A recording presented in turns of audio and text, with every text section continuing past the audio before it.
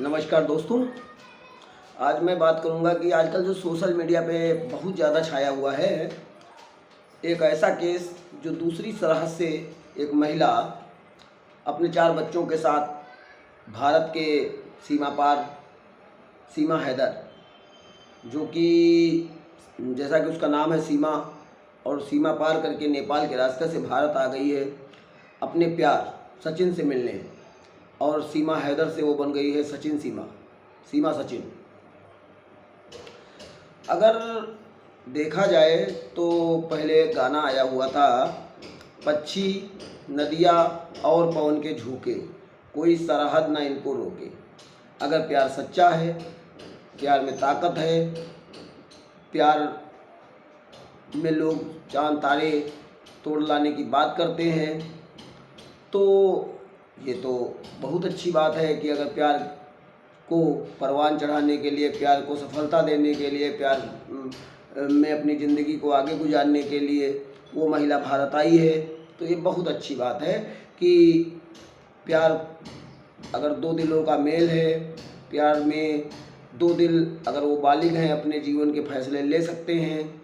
और लेकिन अगर कुछ लोग सोशल मीडिया पर ये भी कमेंट कर रहे हैं कि ये हो सकता है वो कोई जासूस हो, तो अगर वो जासूस है तो जो इंटरपोलिंग एजेंसियां हैं या जो जांच एजेंसियां हैं, क्योंकि लोग कह रहे हैं कि जैसे वो महिला अपने आप को पांचवा पास बता रही है और फर्राटेदार हिंदी बोल रही है, फर्राटेदार इंग्लिश बोल रही है, उर्दू के शब्दों का प्रयोग नहीं कर रही है, तो ये थोड़ा सा जांच का विषय भी है। क्योंकि भारत और पाक के रिश्तों में उतनी मधुरता नहीं है कि उसको शांति से स्वीकार कर लिया जाए, तो जांच का विषय है। बाकी उत्तर प्रदेश पुलिस प्रशासन जांच कर रहा है, लेकिन ये जो प्यार है, प्यार में लोग कहते हैं कि जब जब प्यार पे पहरा हुआ है, प्यार और भी गहरा हुआ है। और प्यार वर्सेस जासूस, ये दोनों महत्वपूर्ण हैं, दोनों की समीक्षा करने की आवश्यकता है। लेकिन एक उसका पति हैदर, जो कि सऊदी अरब में रहता है, सऊदी अरब में कमाने के उद्देश्य से गया था, और वो वहाँ से इनको पैसे भेजता था, खाने के लिए पैसे भेजता था, उससे जो पैसे बचते थे इसमें उसने मकान ख़रीदा। जब वो यहाँ आई तो इसने उस मकान को बेचा और काठमांडू में इससे पहले मिलने भी गई। पबजी, पहले एक गेम चलता था पबजी, जो कि अब इस समय वर्तमान में इंडिया में बैन है। उस पबजी के द्वारा इन दोनों का पहली बार मिलन हुआ। मिलन के बाद बातचीत शुरू हुई, बातचीत धीरे धीरे प्यार परवान चढ़ने लगा। फिर ये लड़का सचिन, जो कि नोएडा के रघुपुरा गांव का रहने वाला है, और ये उससे मिलने काठमांडू गया। काठमांडू में मुलाकात हुई। सीमा ये हैदर ये भी बता रही है कि इन दोनों ने नेपाल का एक प्रसिद्ध शंकर जी का मंदिर है, पशुपतिनाथ मंदिर, इसमें इन दोनों ने विवाह किया। विवाह की कुछ फोटोग्राफ भी अपने पास बता रही है, लेकिन विवाह का प्रमाण पत्र होना नहीं बता पा रही है, क्योंकि अगर विवाह हुआ तो वहाँ के कोई रजिस्ट्रेशन होना चाहिए था। रजिस्ट्रेशन अगर नहीं है तो चलो विवाह के कुछ साक्ष्य मिलते हैं। अगर विवाह नहीं भी हुआ है, अगर भारत सरकार, राज्य सरकार इसको यहाँ पर रहने की अनुमति प्रदान करती है, तो ऐसी अवस्था में दोनों लोग इस्लाम धर्म से हिंदू धर्म तो उसने स्वीकार कर लिया है, और हिंदू धर्म सनातन धर्म स्वीकार करने के बाद सबकी सहमति से शादी हो जाती है, तो वो लोग अपने आगे की ज़िंदगी अच्छे से गुजार सकते हैं। लेकिन अगर जांच एजेंसियों के द्वारा वह दोषी पाई जाती है तो देखने वाले योग्य बातें हैं। वैसे अभी जो उसकी शैली या उसकी भाषा करता है या उसका व्यवहार, तो खैर ऐसा नहीं प्रतीत होता है, लेकिन जब जांच एजेंसियां जांच करेंगी उसके उपरांत जो भी फैसला आएगा वो सर्वमान्य होगा। क्योंकि प्रदेश में बहुत सी इंटरपोलिंग एजेंसियां, बहुत सी जांच एजेंसियां हैं, लेकिन ये इसमें सबसे बड़ा विषय रहा कि जब वो सीमा और सरहद पार करके पाकिस्तान से भारत आई, उसके बाद वीज़ा था, नेपाल के रास्ते से आई, लेकिन उसकी जांच पड़ताल नहीं हो पाई।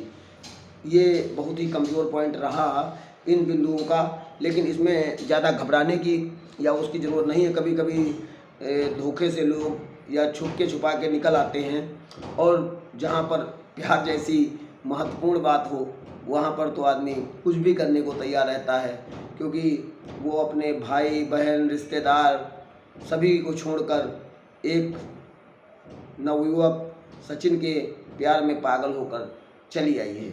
अगर प्यार सच्चा है तो सभी लोगों को उसका सपोर्ट करना चाहिए, उसका सहयोग करना चाहिए, उसकी मदद करनी चाहिए, जैसा कि वर्तमान में भारत के लोग उसका सपोर्ट कर भी रहे हैं और सहयोग भी कर रहे हैं। बहुत सी महिलाएं रघोपुरा की आके उसको, जो हिंदू सनातन धर्म की मुँह रस्म दिखाई होती है, उसको रुपए पैसे भी दे रही हैं और दुल्हन के रूप में उसको स्वीकार भी कर लिया है। सचिन के परिवार वालों ने भी स्वीकार कर लिया है। सचिन तो पहले से ही स्वीकार किए हुए था, और उस गांव के लड़के भी बहुत उत्साहित हैं। जैसा कि एक फिल्म आई थी कुछ समय पहले, गदर एक प्रेम कथा। गदर एक प्रेम कथा में दिखाया गया था कि तारा सिंह सकीना से प्यार करता है, और फिर सकीना पाकिस्तान की रहने वाली होती है। उसको पाने के लिए वो बहुत से उसको दर्द से गुजरना पड़ता है, बहुत से युद्धों से गुजरना पड़ता है, तब वो लास्ट में सकीना को पा पाता है। लेकिन वो फिल्म में दिखाया गया था, सिर्फ भारत और पाक रिश्तों को दिखाती हुई वह फिल्म थी। लेकिन यहाँ पर तो रियल में दिखाया गया है कि एक लड़की सीमा हैदर जो पाकिस्तान दूसरे मुल्क की है और भारत जैसे पवित्र सनातन मुल्क में आई है और अपने बच्चों को लेके आई है।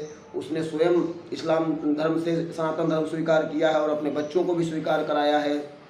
तो ये कहानी कहीं ना कहीं वही गदर एक प्रेम कथा फिल्म से मैच खाती है।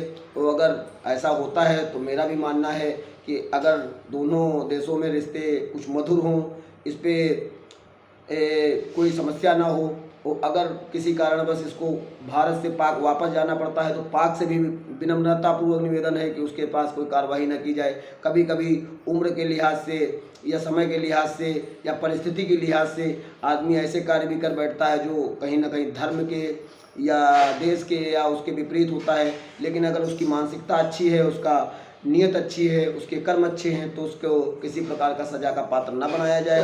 और मेरी भी ये गुजारिश है, अगर वो स्वेच्छा से यहाँ रहना चाहती है और उसके साथ अपना जीवन गुजारना चाहती है, और अगर वो किसी दोषी नहीं होती है किसी भी जांच एजेंसी के द्वारा और उसकी सारी जांच सही पाई जाती है, तो भारत सरकार, राज्य सरकार उसको यहाँ रहने की अनुमति प्रदान करे, उसकी मदद करे, और दोनों लोगों को जीवन गुजारने में सभी लोग, क्षेत्र के लोग उसका सहयोग करें तो बहुत अच्छा रहेगा।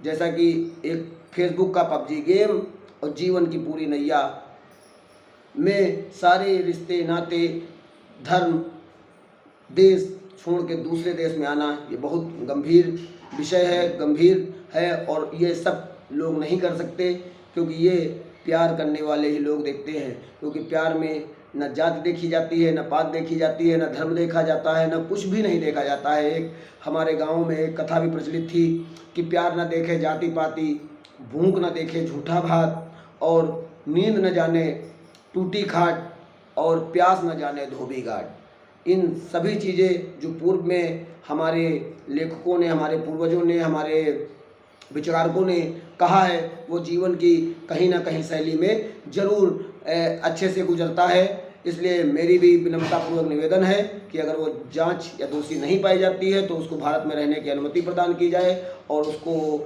सनातन धर्म में दिया जाए, भारत की नागरिकता दी जाए और वो अच्छे से अपना जीवन यापन कर सके। धन्यवाद। जय हिंद, जय भारत।